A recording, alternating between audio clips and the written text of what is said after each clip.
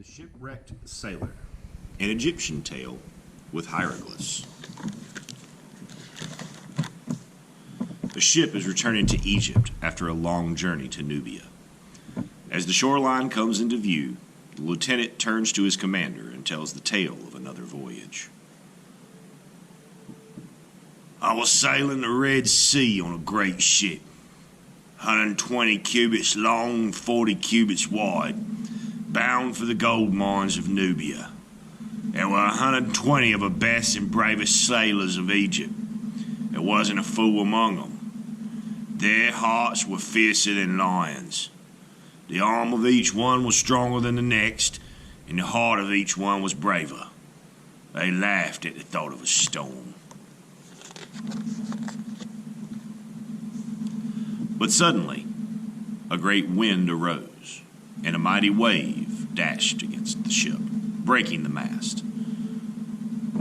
I grabbed hold of a piece of wood, and none too soon. Ship sank, and of those in it, I was the only one to survive. I floated until the surf cast me on an island shore. I crawled beneath some trees and fell asleep. When I woke, I found myself in paradise. All around me we were good things to eat. Ripe figs, grapes, vegetables, grain, and an abundance of fish and wildfowl. I ate until I was full, and I built a fire and made an offering to the gods, thanking them for my safety.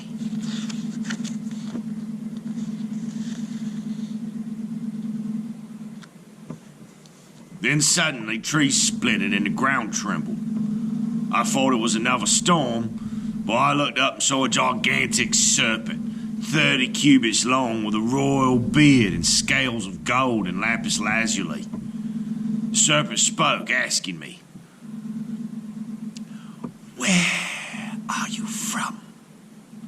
And how did you get here? Speak quickly, for if you do not answer me, I will spit fire and burn you to ashes." I was so terrified I became speechless. The great serpent picked me up in his mouth, carried me back to where he lived, and put me down again. Unhurt, he said, "Fear not. I will not harm you. How have you come to this island?" Well, I told him I was on my way to Nubia when a storm destroyed our ship and all my companions were drowned. "I know what it is like to lose companions," answered the serpent. "I lived here with my sisters and brothers and all our children. We were 75 serpents living together in harmony and plenty, when one day a star fell from the sky and killed everyone except myself. So, you and I are both survivors. How I miss my family."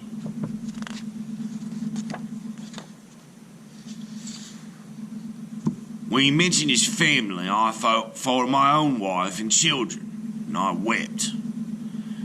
"Grieve not," said the serpent, "for good will come of your misfortune. You are safe here. You will stay here for 4 months, and then a ship will come filled with your countrymen who will return you to Egypt, and you will be reunited with your family." How happy I was to hear this.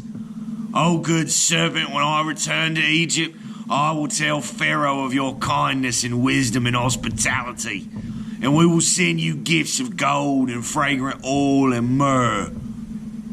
At this, the serpent laughed. "Little one, I have all the riches I need and more, for I am Prince of Punt. Surely God brought you here to this island of the soul. When you leave, this island will disappear forever under the waves. But it will always be with you, for it lives in your heart. Whenever you face danger, take courage and know that this island lives within you. And so I lived with the serpent, and we became good friends. In 4 months' time, a ship appeared. I climbed a tree to hail it and recognized Egyptians aboard. When I went to tell the serpent that the ship had arrived, he already knew. He said, "Farewell, little one. You will reach your home in 2 months and embrace your wife and children. Speak well of me in your town and establish my good name. This is all I ask of you."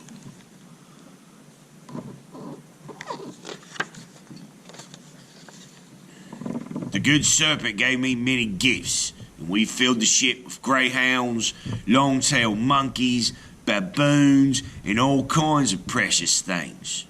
I brought these gifts to Pharaoh, who rewarded me with a fine house and appointed me lieutenant.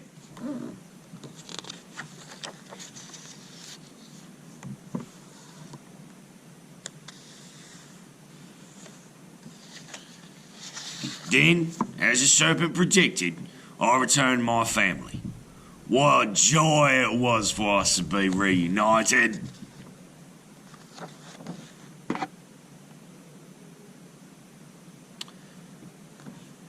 This story is found in an ancient papyrus scroll in the Pushkin Museum in Moscow. It probably dates to the 19th century BC, during the Middle Kingdom, the classical period of Egyptian literature. It was during the Middle Kingdom that the pharaohs Senmoset I and later his grandson Senmoset III conducted military campaigns into Nubia, modern-day Sudan. They expanded Egyptian power and influence there and extended Egyptian control over Nubia's gold mines. The pharaohs also sent royal agents to explore new and profitable trade routes. We don't know exactly where the sailor in our story was going, but most likely he was headed for Nubia or Punt. South of Egypt, the Nile becomes difficult to sail because of dangerous stretches of rapids known as cataracts. There were 6 cataracts between Aswan in Egypt and Khartoum in Nubia. An alternate route to Nubia on the Red Sea would have avoided the cataracts. Punt was a country south of Nubia, from which Egypt obtained incense and other goods from Central Africa. The serpent calls himself the Prince of Punt. Today we are not sure where Punt was. It may have been southern Nubia, Ethiopia, or Somalia. Many scholars believe that this story is a fantasy or an allegory. However, the scholar Gerald A. Wainwright suggests that the island of the soul actually exists, that today it is called Shipwrecked and is off the coast near the town of Berenice on the Red Sea. There are indeed legends from other ancient sources that tell of this island being inhabited by serpents, all of whom were destroyed by a catastrophe, and of the island being shrouded in mists and hard to find. There are often storms in this area. The journey to Nubia and Punt was difficult and dangerous. From the town of Koptos on the Nile, the sailors marched over land for 8 days through the Wadi Hammamet, a dry riverbed that runs across the desert to the Red Sea. The sailors had to carry the ship with them and all the food and supplies they would need for the long journey, plus goods for trade, such as honey, oil, and fine linen cloth. One inscription tells us that there were donkeys loaded with just with extra sandals.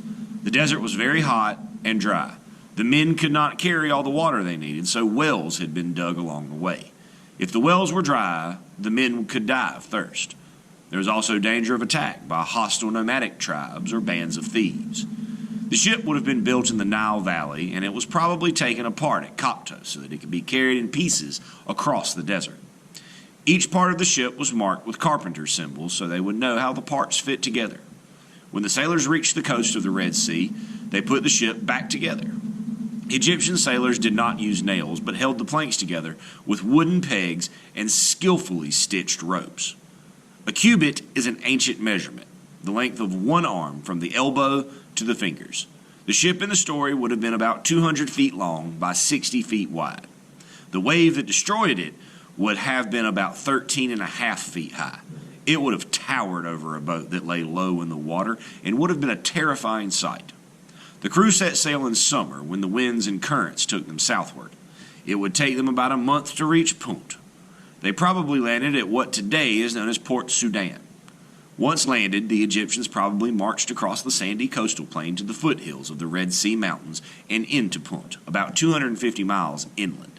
They would have had 2 or 3 months to gather the luxury goods they came for: incense trees, ebony, gold, and exotic animals. In November or December, they again set sail as the currents changed direction to carry them north.